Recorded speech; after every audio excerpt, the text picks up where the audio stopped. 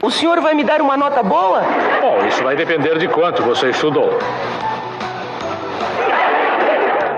Não, minha boca é o túmulo. Por isso que às vezes cheira tão mal. Se foi o número 15, o preso que escapou. Bom, ele quis escapar, né? E escapou. Não, mas poderia ser o caso de que a lâmpada estivesse... É por isso que Chaves e Chapolin são atemporais. Funcionaram bem lá na década de 70 e continuam funcionando bem até os dias de hoje. Não vale nem um centavo, mas agrada quem olhar. Mas como será que funcionavam as gravações dos seriados? Vou te dizer que era muito mais complexo do que você imagina e a gente separou material que você nunca viu por aí, eu te garanto. Então certifique-se que não lhe deram nenhum papel em branco e vem com a gente.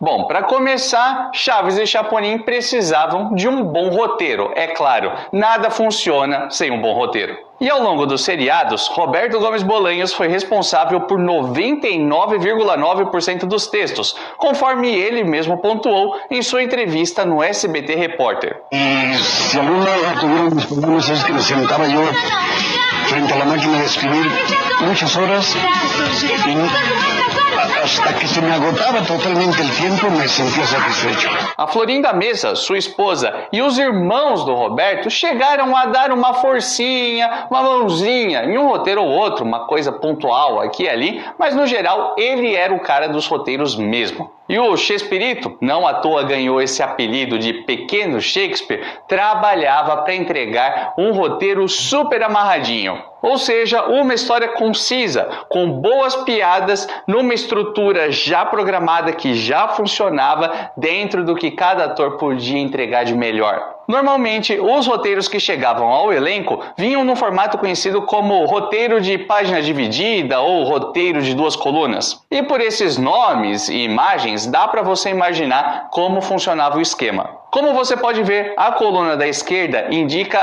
ações ou gestos dos personagens, o que precisa acontecer no vídeo mesmo, enquanto a coluna da direita reúne diálogos, narração e o som ambiente, tudo que acontece na parte sonora do episódio. Se você quiser pode voltar, pausar o vídeo numa boa para você dar uma lida nos roteiros, inclusive tem vídeo sobre o assunto aqui no card que ficou muito legal. Agora, era o próprio Chespirito que escrevia os roteiros dessa forma?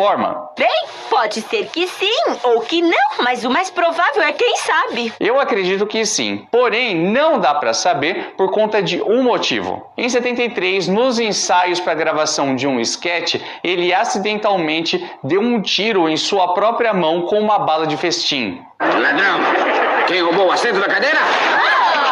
E por conta disso, ele ficou um bom tempo sem poder datilografar e precisou escrever os seus roteiros à mão. Quem contou isso foi a diretora Carmen Ochoa. Então pode ser que alguns roteiros foram transcritos por alguém, já que o Chespirito também gostava do papel e caneta mesmo. Mas eu acredito que isso deve ter acontecido num período curto. Acho que ao longo da década de 70, década de 80 também, era ele que fazia já no formato certo. Acredito eu, mas não dá para confirmar.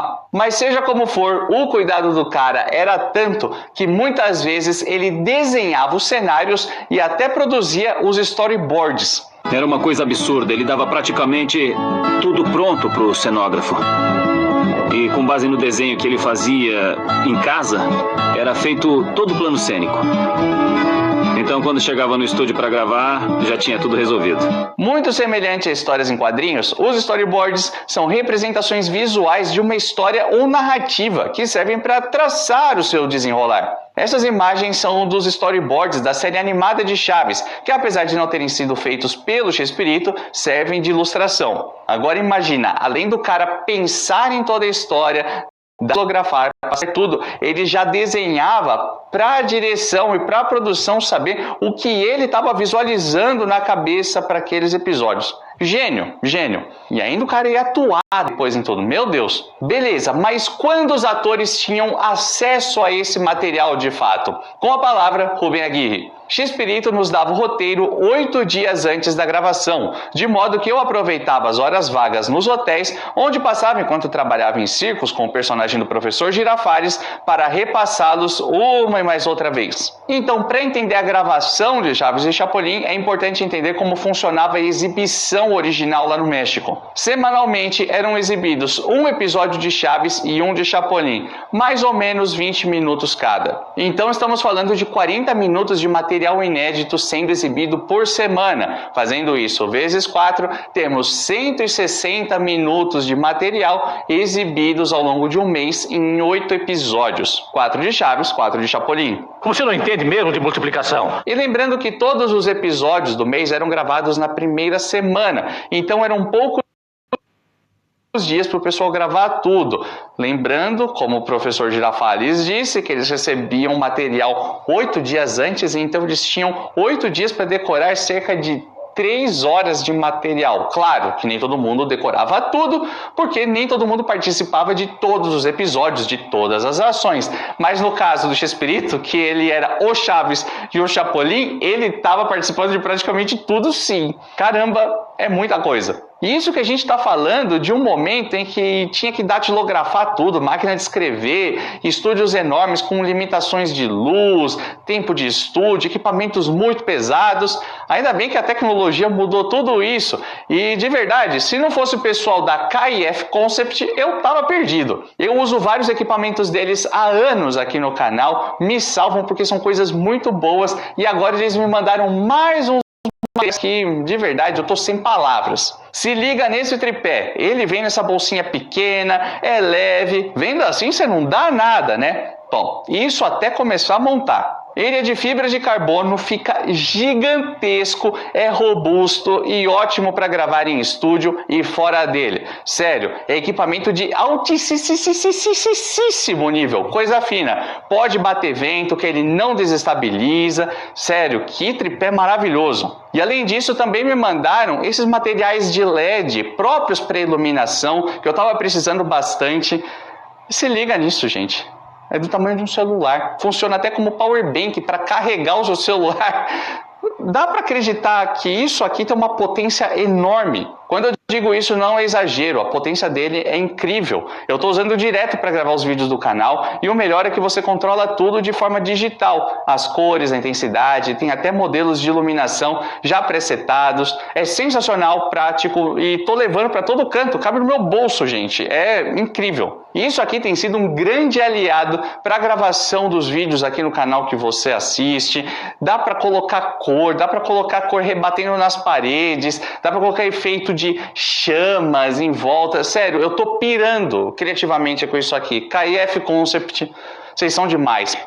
Um beijo pra vocês, que isso aqui tá maravilhoso. Tô apaixonado, de verdade. E de verdade eu trabalho nessa área há quase 15 anos e eu nunca vi nada igual. É por isso que eu adoro a KIF Concept e eles adoram Vila do Chaves. Nós todos nos amamos e eles amam você também. Por isso, você inscrito no Vila tem desconto especial. É só colocar o cupom VILA. É assim mesmo, do jeito que tá aparecendo aqui embaixo, na hora de fazer a sua compra lá no site da KIF, que tá na descrição. É claro, tá no comentário fixado, tá em todo lugar, e você garante automaticamente 15% de desconto em todos os produtos do site. Ah, e também tá rolando a campanha do Craven, com esse mesmo cupom, Craven, até o fim de janeiro, hein? Também vale a pena. Então, se você tá procurando equipamento de gravação, seja para uso profissional, como eu faço aqui no Vila do Chaves, seja para criar uns conteúdos para as redes sociais, seja para uso pessoal, para fazer reuniões online e tudo mais, mas você quer fazer uma qualidade mais interessante, dá uma olhada no site da KIF Concept, porque são materiais de altíssima qualidade a um preço muito, muito justo. Dá uma olhada lá. KIF, vocês são demais. Um beijo, mais um beijo para vocês. Mas voltando a falar de Chaves, quando a gente assiste a certos episódios com mais atenção, dá para reparar no que eu falei a respeito de mais de uma gravação no mesmo dia. No dia 4 de junho de 73, foi exibido o esquete O Ensaio, dentro do horário de Chaves. Dá uma reparada no figurino do Villagrán. Não seja palhaço, não seja palhaço! Eu pedi que pusesse essa cama ao pé da janela! E no dia 6 de junho, 2 dias depois, o ator daria as caras no esquete Um Aluno e Tanto, do horário de Chapolin. Agora segura o taco com muita firmeza. E reparou? O figurino não muda. Sou o professor François de que se sentiu a sensação de la pasión. Provavelmente foram gravados no mesmo dia e, para evitar o trabalho, o Villagrán sequer trocou de roupa. Nojento. E o mesmo acontecia com cenários. Montar e desmontar tudo aquilo dentro do estúdio era uma treta enorme. Sério, é muito mais trabalhoso do que a maioria das pessoas imagina. Então, o que o pessoal fazia? Dava um jeito de reaproveitar. É claro, tem pouco tempo, muito material, a gente precisa gravar tudo rápido. Vamos ver o que dá para fazer aqui com essas mesmas coisas e boa. No dia 5 de outubro de 73 foi exibido Um Hotel Nada Agradável, de Chapolin, que tem esse final. Muito bom, Chapolin. Muito obrigado, Chapolin. E na semana seguinte, no dia 8, foi a vez de Chaves apresentar Quem Mexe com Fogo Faz Pipi na Cama. E o pano de fundo não podia ser outro. Ou seja, mais um caso de episódios gravados no mesmo dia ou pelo menos na mesma semana, já que está claro que nos primeiros 5 dias de cada mês o pessoal gravava todo o conteúdo para ser exibido ao longo do mês inteiro. E uma coisa que é muito comum há muito tempo é o ponto eletrônico, ou seja, o pessoal que está em cena fica ouvindo o que a produção está falando, fica ali ouvindo o roteiro. No caso de um programa ao vivo, os apresentadores sempre estão com ponto eletrônico e o diretor tá lá cantando coisas que precisa ser feito, ou então chama o intervalo, pergunta tal coisa pro convidado. Isso é muito comum, isso acontece em praticamente todos os programas. E aqui no Brasil nunca foi muito comum gravar novelas com ponto eletrônico. Já no México, na época de Héctor Bonilla e tudo, galera usava ponto eletrônico para tudo. Afinal de contas, muito mais fácil do que decorar todos aqueles textos enormes por semanas e meses de gravação. E vamos combinar uma coisa, levantar conteúdo de segunda a sexta em novela por dias e dias, semanas, meses, às vezes quase um ano inteiro, que trabalho! Definitivamente não é para qualquer um. Saiba, senhora Dona Neves, que eu não vejo telenovelas. E como o Chaves tinha bastante conteúdo, mas eram episódios menores, 20 minutos de Chaves, 20 minutos de Chapolin, um episódio só por semana de cada, é bastante coisa, mas bem menos que novela, então dava para fazer com mais calma. Ele sempre foi inimigo do teleprompter. Ele não gostava de ponto eletrônico e por isso o programa acontecia mais solto, mais natural. Então, em mais ou menos uma semana, o pessoal tinha que decorar tudo na raça, haja memória, hein? Só que na prática, o diretor Henrique Segoviano revelou que nem todo mundo fazia lição de casa bonitinho. E como no todo mundo estudia, as mulheres sempre estudiavam. Florinda Mesa y María Antonieta de las Nieves siempre traían su papel bien estudiado, pero Chespirito se confiaba en su memoria y la verdad es que no tenía buena memoria.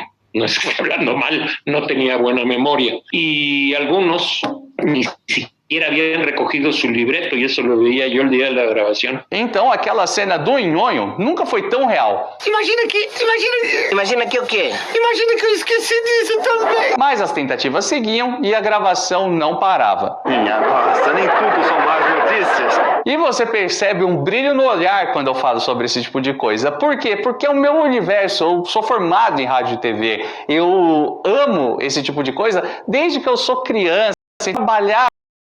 A minha realização só de criança mesmo. Eu amo o universo de televisão, sempre trabalhei por trás das câmeras, com roteiro e tudo mais. Hoje estou aqui na frente das câmeras no Vila, então sempre experimentei um pouco de tudo. Trabalhei em rádio, trabalhei em produtor, escrevi para TV aberta, TV fechada, já fiz de tudo. Então assim, eu sou suspeito para falar disso, mas eu quero saber de você, bora de palavra-chave. Você é encantado por esse universo assim como eu? Você compartilha desse meu amor pelo audiovisual? E principalmente, você imaginou em algum momento que as gravações de Chaves e Chapolin eram tão complexas assim? Você percebe o tamanho da responsabilidade para produzir tudo isso, que hoje em dia uma galera fala, mas tá tosco, é isopor, eu não sei o que, eu odeio esse tipo de comentário, porque faz parecer que era tudo fácil, e não era, definitivamente não era. Enfim, compartilhe a sua opinião, eu fui de 0 a 100, né, tava todo animado, eu amo Rádio TV, eu fico louco, quem fala isso, enfim.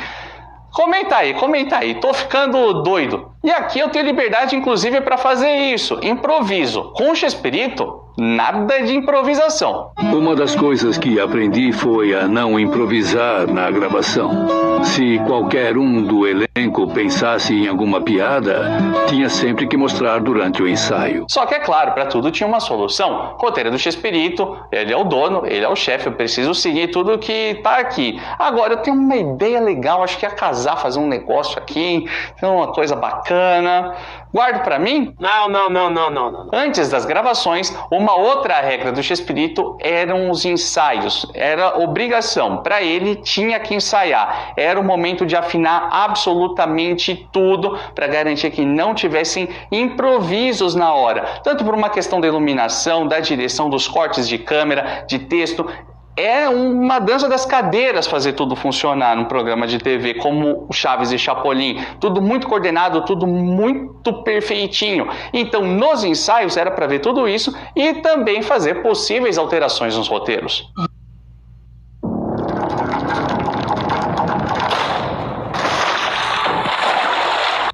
Yo no permitía improvisaciones. Podía entrar alguna después de superar 3 condiciones. Debía ser de acuerdo al personaje, de acuerdo a la situación y bueno, y que fuera bueno. Entonces sí, pero lo volvíamos a hacer bien encuadrado, con el sonido adecuado. Con la luz adecuada. La gente a veces nos decía, fulano es muy ocurrente. No. Nada era ocurrência. É um bom ator, lo dijo bien. E como eu disse, os ensaios eram importantíssimos para testar iluminação, câmeras, e o responsável por isso era o Henrique Segoviano, que eu mostrei há pouco na entrevista, e ele foi o braço direito do Chespirito na produção. Era graças a ele e aos ensaios que cenas como essa saíam com tanta naturalidade. Olha, escuta um minutinho, eu posso explicar tudo. Nenhuma explicação! Era simples, mas exigia cuidado. E no switcher, aquela área onde o diretor fica com todas as telas e faz os cortes de câmera e tudo mais, eles tinham à disposição geralmente 3 câmeras. Uma mais à direita, outra à esquerda e a principal mais aberta no centro, que também é chamada de geral. E eu sei que eu já falei sobre isso em outro momento, mas aqui cabe muito explicar novamente para quem não viu. As cenas dos tabefes na cara do Seu Madruga exemplificam com perfeição tudo que eu estou dizendo. Quando a Florinda aproximasse os braços, imediatamente acionava a imagem da câmera da esquerda, por exemplo. Então, nessa troca de câmera, a gente não via o tapa pegando em cheio. Geralmente passava na frente, o Ramon virava, aquela coisa toda. Pela troca de câmera, a gente não percebia que o tapa não pegou. E tudo isso causava um efeito de perfeição. Pô, de verdade, era um programa simples, um programa de humor semanal da década de 70, mas olha o nível de perfeccionismo da galera. E só depois de tudo isso que eu falei, ia pra edição. E ali a magia acontece. Os efeitos especiais de Chaves e Chapolin são marcantes, são lindos, são maravilhosos. Alguns porque ficaram muito legais, outros porque ficaram horrorosos e a gente ama do mesmo jeito. Inclusive tem vídeo sobre isso aqui no card, os melhores ou piores efeitos. Aí é você que decide, mas vou te dizer uma coisa, isso aqui é uma verdadeira pérola. E a gente se vê no próximo vídeo nessa mesma hora e nesse mesmo canal.